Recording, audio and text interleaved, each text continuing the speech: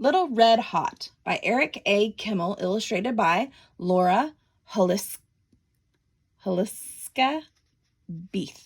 I'm sorry if I pronounced your name right. I hope it's correct. Little Red Hot. Once upon a time, there was a little bitty Texas gal called Little Red Hot. Folks called her that because she loved to eat red, hot, chili peppers.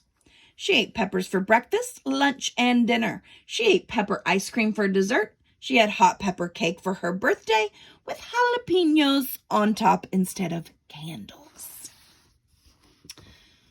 Folks used to say that Little Red Hot could eat fire out of a stove. Little Red Hot would answer, "No, I wouldn't do that. Fire ain't hot enough." One day, Little Red Hot's mama said to her, "Little Red Hot, I heard from Grandma today. She's feeling poorly. I think she has a cold. Could you drop by and look in on her? She'd feel so much better to see you." "I'll do that, Mama," Little Red Hot said. "I'll bake a hot pepper pie, Grandma's favorite. It'll knock those cold germs right out of her."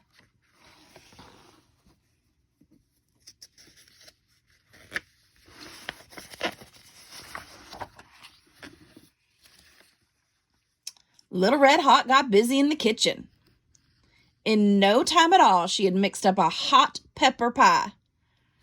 She used Louisiana hot sauce instead of milk and filled the crust with eggs, cheese, and the hottest chili peppers she could find. Jalapeno peppers that could make a grown man weep. Tabasco peppers that could knock over a longhorn. Habanero peppers that could take the paint off the wall. And Naga Jolokias from India, one of the hottest peppers in the world. Warning! Each one came with a warning label. Little Red Hot put the pie in the oven to bake. She didn't have to turn the oven on. That pie was so hot it baked itself.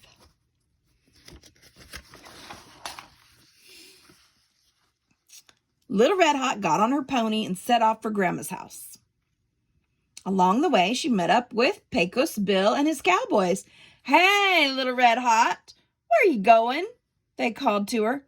"I'm taking a hot pepper pie to Grandma. She has a cold," said Little Red Hot. "Now, you be careful on your way to Grandma's house," said Pecos Bill. "We just talked to 3 little tamales. They say that Senor Lobo, the big bad wolf, is prowling around the neighborhood. You keep an eye out for him." "I'll do that, Pecos Bill," Little Red Hot promised. No sooner had Pecos Bill and the cowboys ridden out of sight when Little Red Hot saw a big gray animal looping toward her. "Hold it right there. Don't you come any closer," Little Red Hot yelled. "I know who you are. You're Senor Lobo. Pecos Bill warned me about you." The big gray animal stopped running.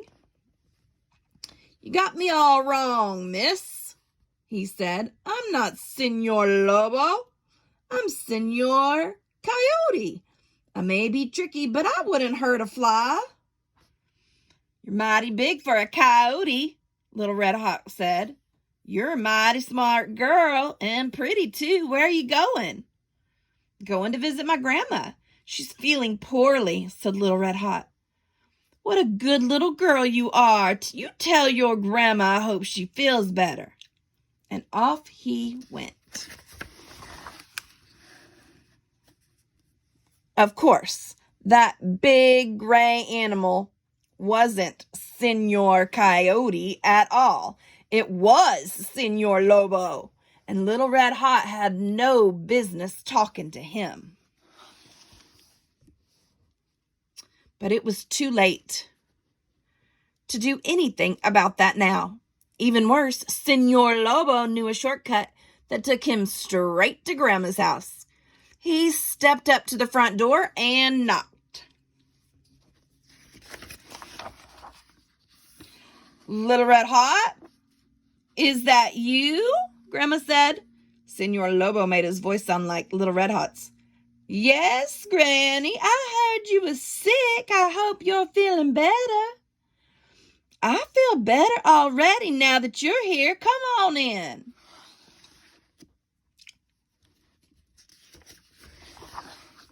Senor Lobo did just that. Grandma let out a yelp when she saw him. Grandma was sick, but she wasn't slow.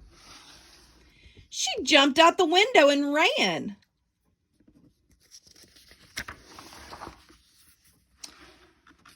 I'll catch her later, Senor Lobo said. He rummaged through Grandma's clothes until he found a spare nightcap and a nightgown. He put them on and hopped into bed just as Little Red Hot arrived. Howdy, Grandma. It's Little Red Hot.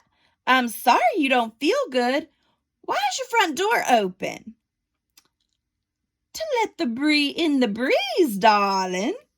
To let in the breeze, Senor Lobo said. I brought you a surprise, Grandma. Little Red Hot went into the kitchen. She cut a big wedge of hot pepper pie and put it on a plate. She carried it to Grandma's bedroom.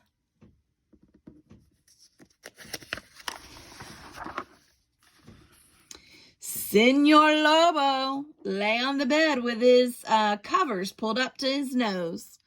Little Red Hot looked at him real hard.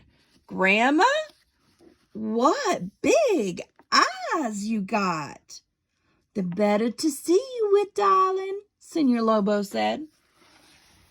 Grandma, what big ears you got. The better to hear you with, darling, Senor Lobo said. Grandma, what big teeth you got. Now, don't say another word, because I know what they're for, said Little Red Hot. What are they for, darling? Senor Lobo asked.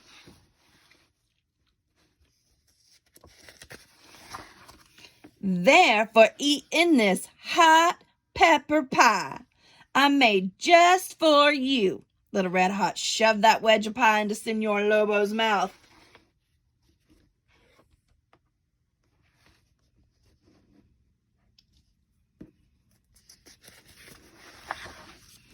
To say he yelled wouldn't do him justice. He hollered, woo!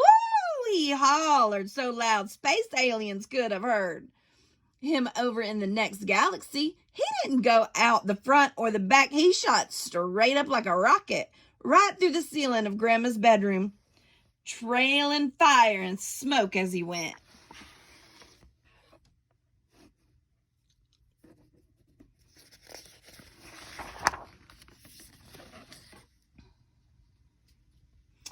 That's when Pecos Bill and the Cowboys arrived. Grandma told us Senor Lobo came by. Where is he? Little Red Hot pointed up at the hole in the ceiling. He went that way. I don't suppose he'll be back. Would y'all like to stay for supper? I got a hot pepper pie for everyone. No thanks, Little Red Hot, Pecos Bill and the Cowboys said. We're brave, all right, but not that brave. So Little Red Hot and her grandma ate that hot pepper pie all by themselves. Every last crumb. And guess what? It knocked those cold germs flat out. Just as Little Red Hot had promised.